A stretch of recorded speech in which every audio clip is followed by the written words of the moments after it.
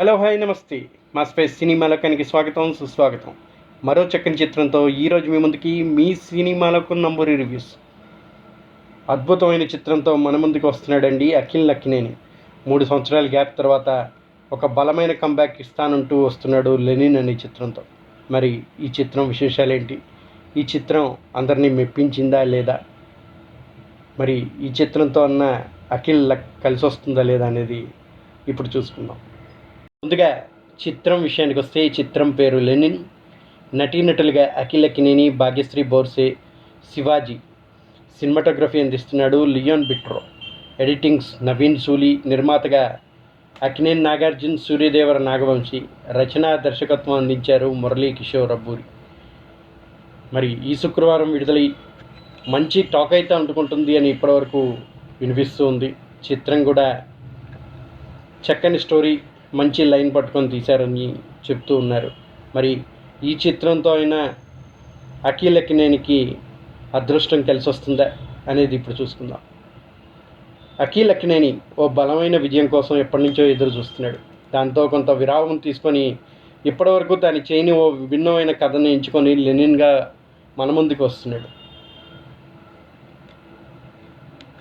ఇది తప్పకుండా మాస్ ప్రేక్షకులలోకి తీసుకెళ్లి సినిమా అవుతుందని నమ్మకాన్ని ప్రదర్శిస్తూ ప్రచారం అయితే చేశారు. మరి సినిమా ఎలాంటి విజయాన్ని అందించబోతుంది అనేది కథ గురించి తెలుసుకుంటేనే కదా తెలిసేది. ఇప్పుడు కథలోకి వెళ్దాం. చిత్తూరు జిల్లాలోని శ్రీరామాపురం అనే ఊరు కథ. అక్కడికి లెనిన్ అనే ఓ అనాథ ఆకలితో వస్తాడు.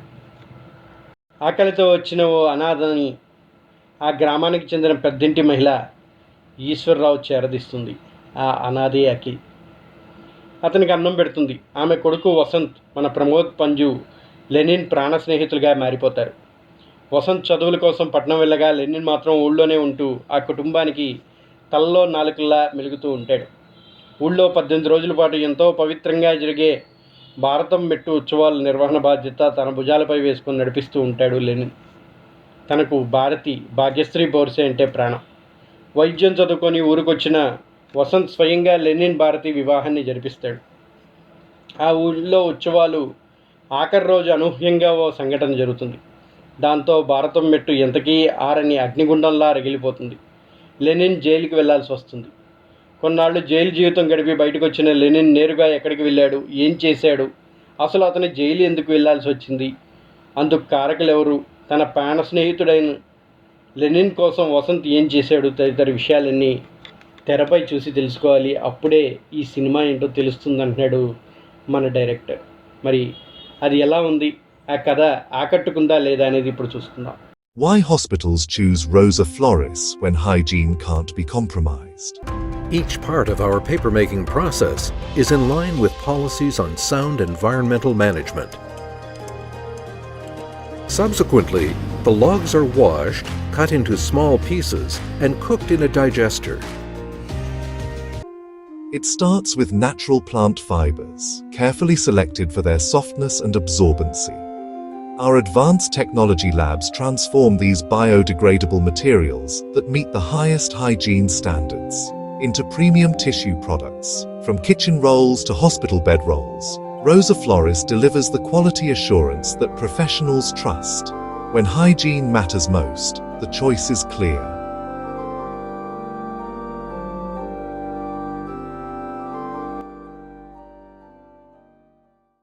శ్రీరామాపురం అనే గ్రామంలో జరిగే మహాభారతం లాంటి ఓ కథ ఇది. రంగులు మార్చే పాత్రలు కురుక్షేత్రాన్ని తలపించే పోరాటంలో చివరికి మిగిలిందెవరు అన్నదే ఇందులో కీలకంగా మారుతుంది. స్వార్థం, ప్రేమ, ప్రతీకారం, గౌరవం కోసం వేసే ఎత్తుగడలతో కూడిన ఓ గ్రామీణ యాక్షన్ డ్రామా ఈ కథ అని చెప్పచ్చు.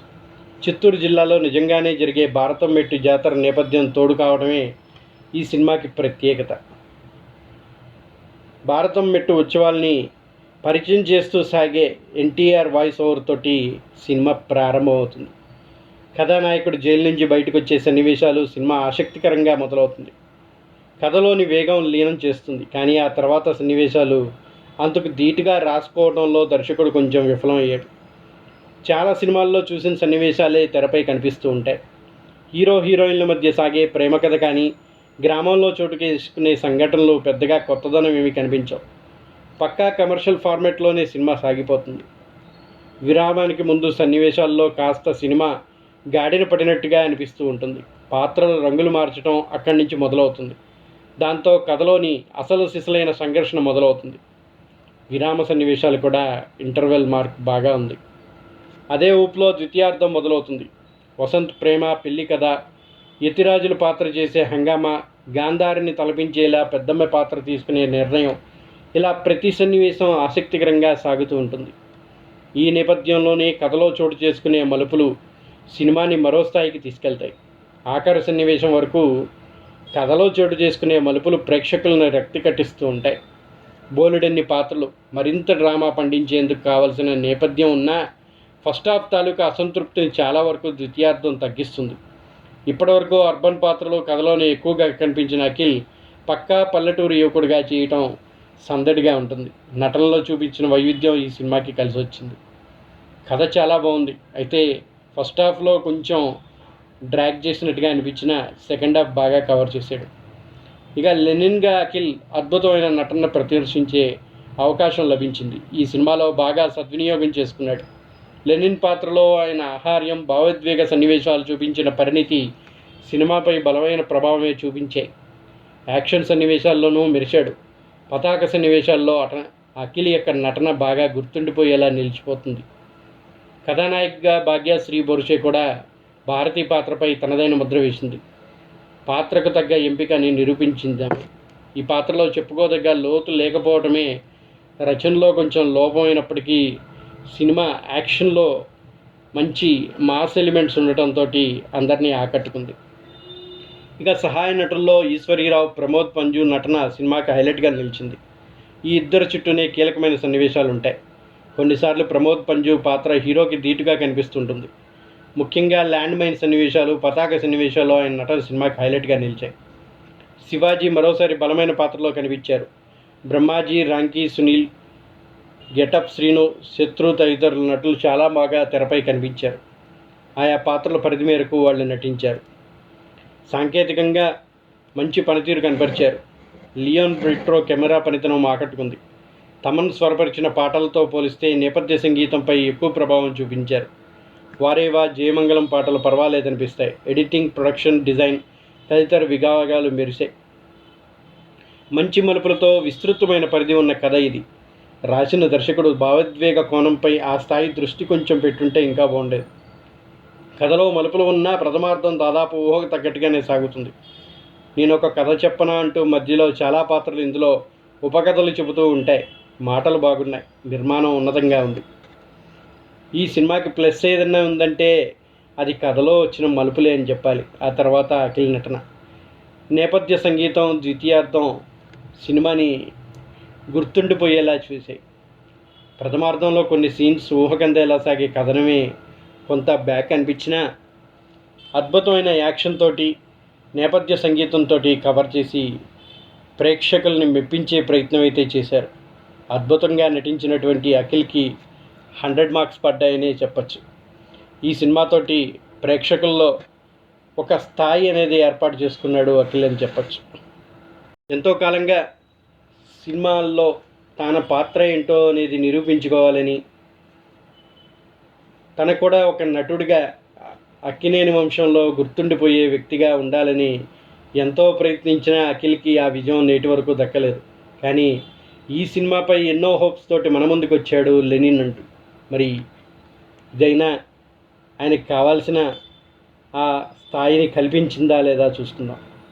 2001 సమయంలో కర్నూలు జైలు నుంచి అనుకున్న దానికంటే ముందే విడుదలయ్యాడు ఖైదీ లెనిన్, మన అఖిల్ అక్కినేని. తన ఊరు శ్రీరామపురం వెళ్తాడు. తన ప్రాణానికి ప్రాణంగా ప్రేమించిన భారతి, తనకి గతంలో జరిగిన విషాదం ఏంటి, అసలు తను జైలుకి ఎందుకు వెళ్ళాడు, ఎవరెవరి వల్ల తన జీవితంలో తీరని నష్టం జరిగింది, ఈ క్రమంలో తన ప్రాణ స్నేహితుడు వసంత్ ఏం చేశాడు, చివరికి లెనిన్ తన పగ తీర్చుకున్నాడా లేదా అనేది ఈ సినిమా ముఖ్య కథాంశంగా తెరకెక్కించాడు దర్శకుడు. ఈ సినిమాకి ఇప్పటివరకు ఉన్న బజ్ పేరు, ట్రైలర్, కథ జనరేట్ అయిన హైప్ అయితే మామూలుగా లేదు. అద్భుతంగా జనాల్లోకి వెళ్ళిపోయింది ట్రైలర్. ఎలాంటి సందేహం లేకుండా ఇది సినిమా పైన బాగానే ప్రభావం చూపించిందని చెప్పచ్చు. ఇప్పటికే పలు వాయిదాలతో లెనిన్ విషయంలో కొంచెం నిరాశ కలిగించిన మహాభారత రిఫరెన్స్తో వచ్చిన ట్రైలర్ కట్ అందరినీ మంచి ఆసక్తి అయితే రేకించింది. ఇది ఫుల్ ఫ్లెడ్జ్గా ప్రజెంట్ చేస్తూ సినిమాలో కూడా అనేక అంశాలు ఆడియన్స్ని మెప్పించాయి.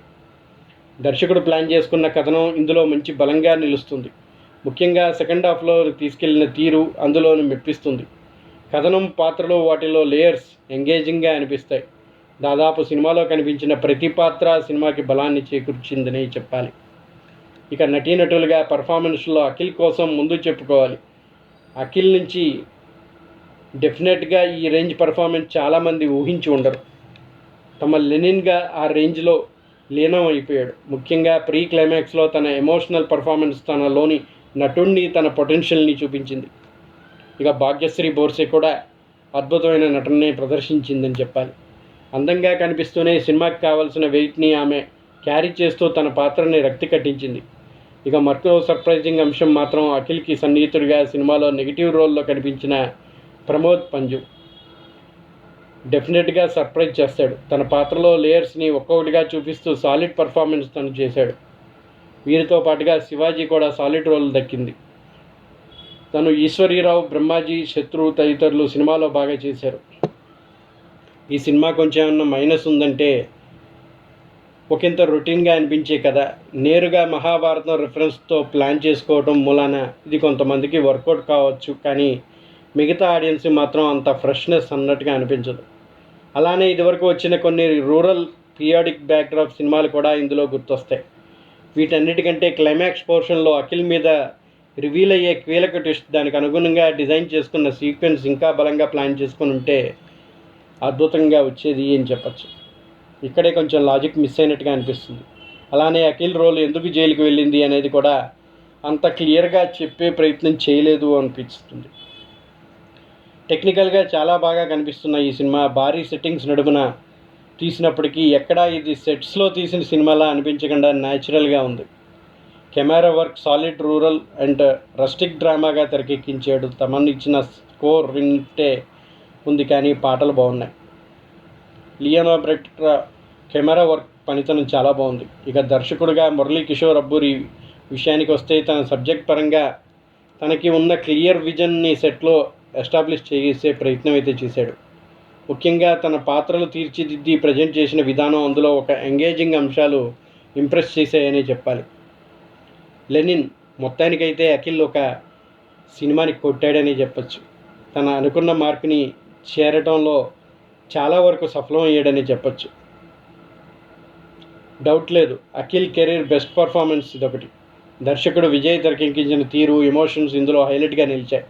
ఇతర నటీనటుల సహకారం కూడా లెనిన్లో బాగుంది. కాకపోతే కొన్ని సింపుల్గా అనిపించే ఎలిమెంట్స్ పక్కన పెడితే ఈ లెనిన్ థియేటర్లో మెప్పిస్తుంది, అందరినీ ఆకట్టుకునే ప్రయత్నం చేస్తుంది. ఒక మాస్ యాక్షన్ హీరోగా లెనిన్ నిలిచిపోతాడు అని చెప్పచ్చు. ఇక మీ సినిమాలకు ఈ సినిమాకి ఇచ్చే రివ్యూ 3/5. చక్కని ప్రయత్నంలో సఫలీకృతమైన అఖిల్ ఒక మాస్ హీరోగా ప్రేక్షకుల మధ్యలో నిలిచిపోవటం ఖాయం అని చెప్తుంది ఈ లెనిన్ సినిమా. మరి ఈ సినిమా మీకు ఎలా అనిపిస్తుందో మీ మాటల్లో కామెంట్ బాక్స్లో తెలియచేయండి. అలాగే మీకు ఈ రివ్యూ నచ్చినట్టయితే మర్చిపోకుండా ఒక లైక్ అందించండి. మీ స్నేహితులు, సన్నిహితులు, మిత్రులు, బంధువులకి మన ఈ మాస్ స్పేస్ సినిమా లోకం ఛానల్ని షేర్ చేయండి, సబ్స్క్రైబ్ చేయటం మర్చిపోకండి. That's all for now. మరో చక్కని చిత్రంతో మళ్ళీ కలుద్దాం. టిల్ దెన్, జై హింద్, జై భారత్. మర్చిపోకుండా ప్రతి ఒక్కళ్ళు కూడా సినిమాని థియేటర్లోనే చూడండి, సినిమా లోకాన్ని బతికించండి.